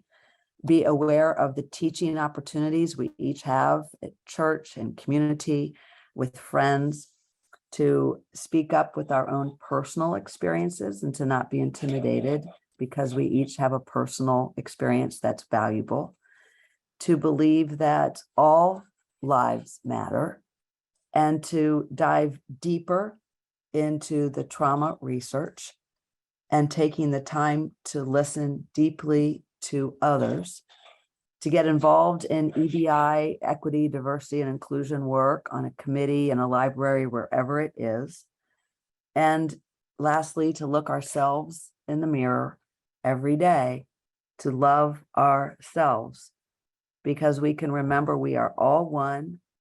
What each of us does will impact others and build their resilience. It's a systems approach. And so we needn't despair or give up when we know it's going to take a long time and will not be over when we go to the grave. Thank you, Louise. Okay, group number 6, Dusty and Laverne. Laverne, you can unmute. Hello, and thank you. We had an interesting group and the pleasure of having Dr. Harrell with us. And we had a question and a statement. The central theme was around the impact of trauma on the next generation, the young people. Is it passed down? And how is it the young people now can deal with trauma in the school system or the criminal justice system? Their voices need to be heard and recognized so that they can make a difference for the future. Thank you so much, Laverne. Okay, our next group, number 7, Vicki and Wendy. And Vicki, you can unmute. Thank you. And thank you to breakout room number 7 for the very insightful conversation. So one of the things that we felt most important is that there needs to be more education for Black and white, that when the white reality and the Black reality do not coincide, there's not going to be any solutions. And for so many white folks, and I think this, it was said for especially men, there is a sense of entitlement. There's a world view of white supremacy. And that's even when the white person may be aware of their privilege, that it's still there. The perspective is still there, not only with them, but with others, you know, thinking that they're superior and that their privilege is entitled. And for the Black perspective, it's just exhausting. It's it's a day-to-day living with this kind of trauma and dealing with it. It's just forever present. And it was said that it's hard to imagine when it doesn't exist or it won't exist anymore, because like someone else was saying, it's like an ongoing process that we have to work through. But through awareness, through education, we might have a shot. Thank you, Vicki. And group number 7. Okay, group number 8 is Susan and Joe. And Susan, you can unmute. Thank you. We had a quite, I think, interesting and warm and lively discussion. And of course, the time, there just wasn't enough time, and then never is. But the bottom lines and the takeaways that we came up with was this generational impact. All of us believe that that this whole trauma continues to go generation to generation to generation. And that's actually quite disturbing to a lot of us. Much of it is because of this hierarchy of human value and hierarchy of racism, and getting to the bottom of that and to the root causes. One person, and I agree, felt very, very strongly about that. We even drilled down into our Calvert County, into how racism, how we have seen racism in Calvert County. The most concrete example, many of you on here will know about it, was the situation that happened at Calvert High School a year and a half, maybe 2 years ago, and how that is maybe still impacting some of those students and people that were involved in that horrible, horrible incident, which we worked very hard to, through facilitations and to try to heal.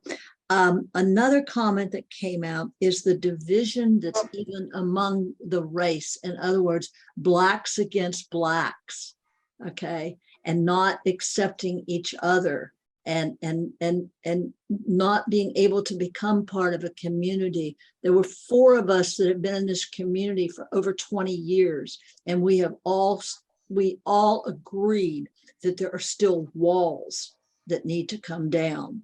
And the largest issue came back to what everyone is saying, and that is that we have to recognize this. We are obligated to educate, take our message out to others in our community, and be compassionate, and hope that we can continue the process of healing among others in our communities. Thanks, Susan. Okay, we still have 5 more groups left, and I'm noting the time, so if facilitators could try and be as brief as possible so that we can end on time. Next is group number 9 with Heather and Cheryl. Heather, you can go ahead. Yeah, thanks, Sherry. I want to thank everyone in group number 9 for sharing your experiences and sharing your questions and coming into dialogue with each other. I feel really grateful to have been a part of this group. And I have started my timer. So the themes that we came away with were thinking about sitting with that question of generational trauma and how that impacts all of us, and how that impacts how racism shows itself. We're also thinking about our younger generations and thinking about those who have come before us and how they taught us to love in the face of hate, and how can we also share that forward to younger generations now, and wanted to raise up that idea of understanding and sharing love among one another as ways to combat what we're presently facing, and also thinking about how the experiences of connection to the larger community and local businesses to help advance the cause of dismantling racism. And then finally, wanting to name how there are resources available locally to help us in those. And so we named those to each other. Thanks, Heather. Okay, next is group number 10, which was my and Fred's group. So Fred, you can unmute and go ahead. So group 10 was pretty focused on the idea that hate is taught. And so I think by consensus, there's a presumption that hate can be untaught. And so it's important to, I think, educate folks from a very early age about both trauma as well as race and racism. That white people should be taught that everyone is a person, and that this is something that I think the group was generally sort of amazed and disappointed that it's still an issue, but we should be much further along.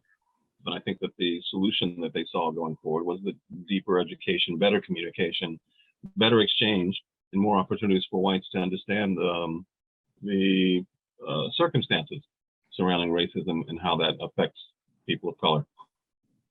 Thanks, Fred. Okay, group number 11, Julie and Leslie. Julie, go ahead and unmute. So I want to thank Group 11. They're very thoughtful and spoke from the heart. They came to an agreement that education in schools is vital. We need to equip our educators with training to be able to teach the students properly. We need to have a diverse history that's all year long, not just a month, and discuss all the contributions that people of color have made equally among people who are white that have made contributions. As we're teaching our students, we also need to have forums for the parents because they're going back to a culture at home and falling back into what's happening at home. So educating everyone.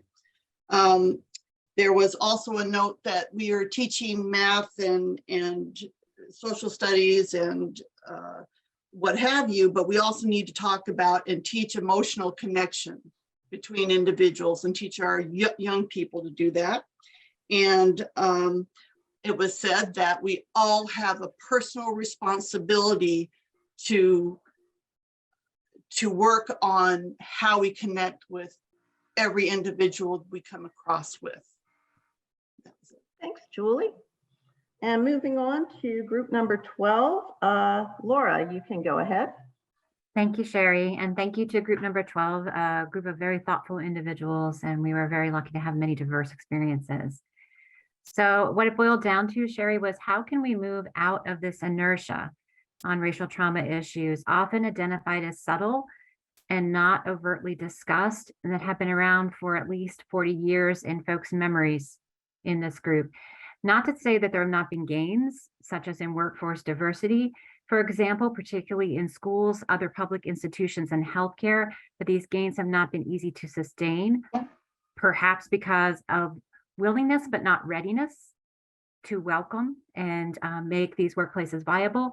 And is part of the solution, we asked, does it lie in the engagement of and proactive involvement of the older and middle-aged generations of white persons in the community to speak up, get involved, educate themselves and educate one another, and not perceive it as someone else's issue? Thank you. Thank you, Laura. And last, certainly not least, lucky group 13, Lori, go ahead. Yes, lucky 13. Thank you to the entire group, and thank you to Mia Bowers for co-facilitating that with me. Like everybody, the two main themes in our group were about generational experiences and education. When it comes to generational experiences, that broke down a little bit with more detail, the economic disparity that has systematically taken place over generations, from building roads through Black and impoverished neighborhoods and redlining, and it just continues to create bigger economic disparity. We also talked about the generational trauma as it affects people physically and through the narratives and their stories. And something that was said that was so impactful was that every Black person has a story. Every Black person has a story. Not every white person can say that. And that sat with our group for a long time and was kind of woven through our discussion. The other piece was with education, needing that to start at home and knowing that some children still might struggle, right? Biracial children might have to choose a parent. Their language might be corrected at home as opposed to being in school. And so education and the narratives do start at home. We talked about the importance of community connection. But the other piece with education is that we've got to educate everyone on everything. You don't have to take a Black history class to understand our history. All of this happened on American soil. All of this is part of our history. Fear might drive why books are being pulled from libraries and school curriculums, but we really cannot make informed decisions without education. And then learning how to pull other people into the conversation. What do we do with this information now that we have it? And getting it back to the hands of those who can make decisions or change curriculums. Thank you so much, Lori. Yeah. Okay.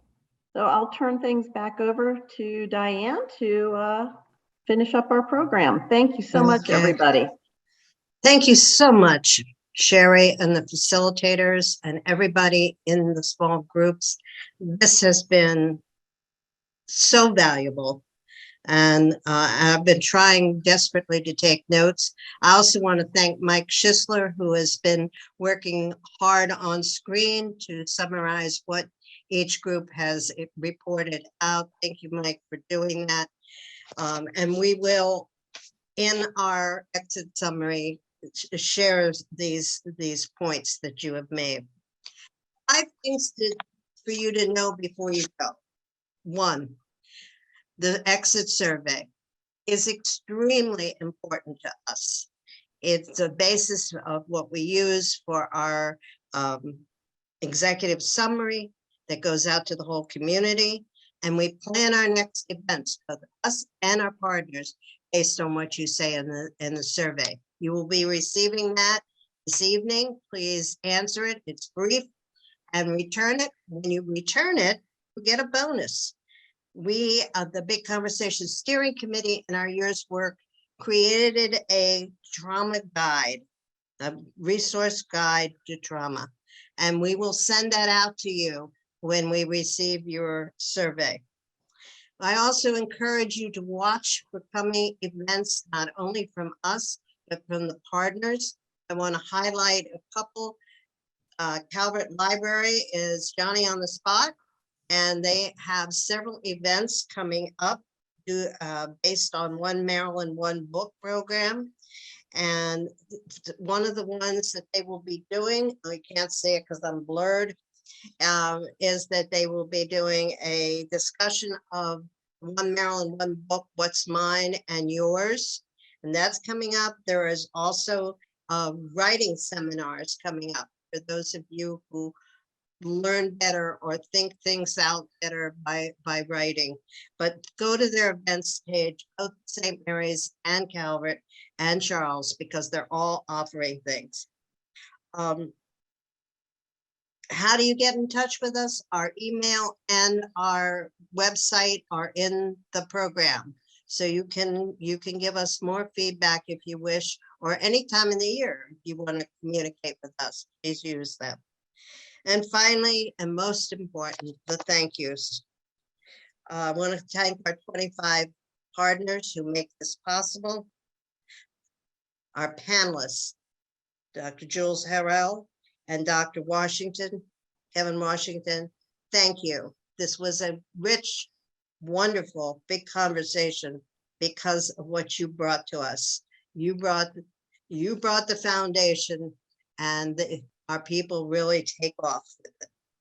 I want to thank the 26 facilitators who were our mediation people, and Dusty Rose for organizing them. Sherry, thank you for the closing. A special thanks to Robin Preslow and Calvert Library. We would not be able to broadcast this without both of them. And we thank you very much. Robin, you put in far too much work than people realize, but it's very important, and we thank you for your efforts. To the Big Conversation Steering Committee, You have worked for a whole year to make this possible. Thank you for your dedication to the community, to justice, and for seeking the beloved community where all will prosper. And to you participants, we thank you. There were 250 plus who registered. We have hoped you have had the opportunity to participate. The conversation is not possible without you. But together, we will achieve understanding, healing, justice, and equity.